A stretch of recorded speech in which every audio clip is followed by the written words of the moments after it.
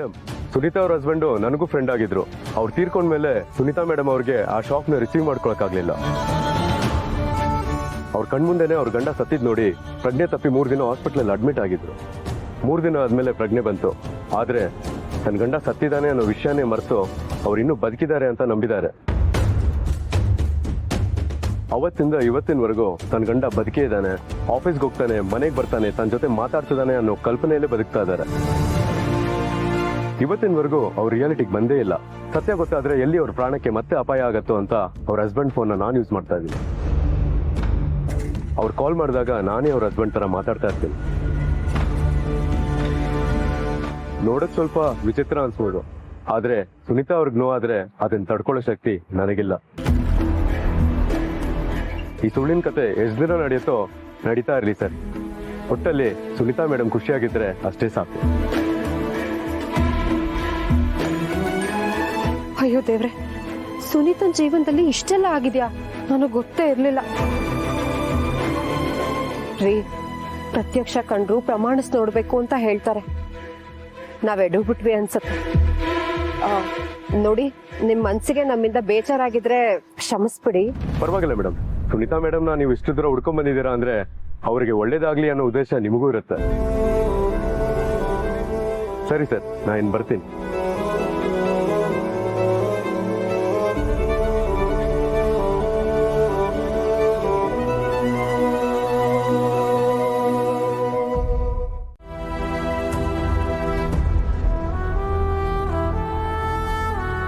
Thanks ಭಗವಂತ. ನೀನು ಹೇಳದೆ ಹೋಗಿದ್ದಿದ್ರೆ ನಾನು ಈ ಕೆಲಸ ಮಾಡ್ತಾನೆ ಇರಲಿಲ್ಲ. ಸರ್ ಸರ್ ಓಹ್, ಬಂದ್ರಾ? ನಿಮಗೆ ಕಾಯ್ತಾ ಇದ್ದೆ ಸರ್. ಏನು ಮಾತಾಡ್ಬೇಕಂತ ಕರೆದಿದ್ರಿ? ಅದೇ ಸುನೀತಾ ಅವ್ರ ಬಗ್ಗೆ ಮಾತಾಡೋಣ ಅಂತ. ಸುನೀತಾ ಬಗ್ಗೆನಾ? ಏನಾಯ್ತು ಸರ್ ಸುನೀತಾ ಅವ್ರಿಗೆ? ಅಯ್ಯೋ, ಗಾಬರಿ ಆಗಬೇಡಿ. ಸುನೀತಾ ಅವ್ರಿಗೇನೂ ಆಗಿಲ್ಲ. ಅವ್ರೀಗ ಸರಿ ಹೋಗಿದ್ದಾರೆ. ಇನ್ನು ಮುಂದೆ ಏನೂ ಪ್ರಾಬ್ಲಮ್ ಇಲ್ಲ ಅಂತ ಡಾಕ್ಟ್ರು ಹೇಳ್ಬಿಟ್ಟು ಹೋದ್ರು. ಒಂದು ವಿಷಯ ಕೇಳ್ತೀನಿ. ಯಾರೇ ಆಗಲಿ 1 ದಿನ ಸೇವೆ ಮಾಡಬಹುದು, 1 ವಾರ ಮಾಡಬಹುದು, ಕಡೆ ಪಕ್ಷ 1 ತಿಂಗಳು ಮಾಡಬಹುದು. ಆದರೆ ಸಹಿಸ್ಕೊಳ್ಳೋ ವಿಷಯ ಅಂತ ಬಂದಾಗ 1 ದಿನಕ್ಕೂ ಕಷ್ಟ ಆಗುತ್ತೆ. ಅಂಥದ್ರಲ್ಲಿ ಸುನೀತಾಗೆ ಈ ಥರ ಸಮಸ್ಯೆ ಇದೆ ಅಂತ ಗೊತ್ತಿದ್ದು ಪಾಪ ಆಕೆ ಖುಷಿಯಾಗಿರಲಿ ಅನ್ನೋ ಕಾರಣಕ್ಕೆ ನೀವು ಅವಳ ಗಂಡನ ಥರ ಫೋನಲ್ಲಿ ಮಾತಾಡ್ತಿದ್ರಲ್ಲ, ನಿಜ ಹೇಳಿ, ನೀವು ಆಕೆನ ಪ್ರೀತಿಸ್ತಾ ಇದ್ದೀರಾ? ಸರ್, ಸುನೀತಾ ಸರಿ ಹೋಗ್ಬೇಕು ಅಂತ ಅವ್ರ ಸಮಸ್ಯೆನ ನಿಮ್ಮ ಸಮಸ್ಯೆ ಅನ್ಕೊಂಡು ಇಷ್ಟೆಲ್ಲ ಕಷ್ಟಪಟ್ಟಿದ್ದೀರಾ. ನಿಮ್ಮ ಹತ್ರ ಸುಳ್ಳು ಹೇಳ್ಬಾರ್ದು. ನಿಜ ಸರ್, ನಾನು ಸುನೀತಾ ಅವ್ರನ್ನ ಪ್ರೀತಿಸ್ತಿದ್ದೀನಿ. ಪ್ರೀತಿಗಿಂತ ಹೆಚ್ಚಾಗಿ ನಾನು ಅವ್ರನ್ನ ತುಂಬ ಹಚ್ಕೊಂಡ್ಬಿಟ್ಟಿದ್ದೀನಿ ಸರ್. ಅವ್ರ ಗಂಡ ನನ್ನ ಸ್ನೇಹಿತಾನೆ. ಇವ್ರ ಕುಟುಂಬ ಚೆನ್ನಾಗಿರಲಿ ಅಂತ ನಾನು ದೇವ್ರ ಹತ್ರ ಬೇಡ್ಕೊಳ್ತಿದ್ದೆ. ಆದರೆ ವಿಧಿಯ ಆಟ ಬೇರೆನೇ ಆಗಿತ್ತು.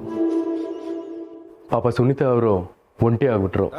ಅದಾದ್ಮೇಲೆ ಸುನೀತಾ ಅವ್ರಿಗೆ ಮಾನಸಿಕವಾಗಿ ಸಮಸ್ಯೆ ಇದೆ ಅಂತ ಗೊತ್ತಾಯ್ತು ಸರ್. ಆದರೆ ಕರುಣೆ ಬಂದಂತೂ ನಾನು ಅವ್ರನ್ನ ಪ್ರೀತಿ ಮಾಡಲಿಲ್ಲ ಸರ್. ಒಬ್ಬ ವ್ಯಕ್ತಿನ ಸಾಯೋ ತನಕ ಪ್ರೀತಿಸ್ಬೋದು, ಆದರೆ ಸತ್ ಮೇಲೂ ಅದಕ್ಕಿಂತ ಜಾಸ್ತಿ ಪ್ರೀತಿಸೋ ಜೀವ ಸರ್ ಅವರು. ಅದನ್ನ ನೋಡಿ ಕ್ಷಣನೇ ಇದ್ರೆ ಇವ್ರ ಥರ ಇರಬೇಕು ಅಂತ ಅನ್ಸ್ಬಿಡ್ತು ಸರ್. ಮನ್ಸಲ್ಲಿ ಪ್ರೀತಿ ಇದೆ, ಆದರೆ ಹೇಳ್ಕೊಂಡಿಲ್ಲ. ಪರವಾಗಿಲ್ಲ ಸರ್, ಅವ್ರನ್ನ ದೂರದಿಂದನೇ ನೋಡಿ ನಾನು ಖುಷಿ ಪಡ್ತೀನಿ. ಚಾಚೆ, ಹಾಗೆಲ್ಲ ಏನು ಹೇಳಬೇಡಿ. ಪಾಪ ಗಂಡನ್ ಕಳ್ಕೊಂಡಿದ್ದಾಳೆ. ಆಕೆಗೆ ಆಸರೆ ಬೇಕು, ಪ್ರೀತಿ ಬೇಕು. ಆ ಪ್ರೀತಿನ ನಿಮ್ಮಿಂದ ಮಾತ್ರ ಕೊಡೋದಕ್ಕೆ ಸಾಧ್ಯ. ನೋಡಿ, ನಿಮ್ಮನ್ಸಲ್ಲೂ ಪ್ರೀತಿ ಇದೆ. ದಯವಿಟ್ಟು ಅದನ್ನು ಹೋಗಿ ಹೇಳ್ಕೊಳ್ಳಿ. ಸರ್, ಅದು ನಾಚ್ಕೋಬೇಡಿ, ಹೇಳ್ಕೊಳ್ಳಿ. Thank you sir.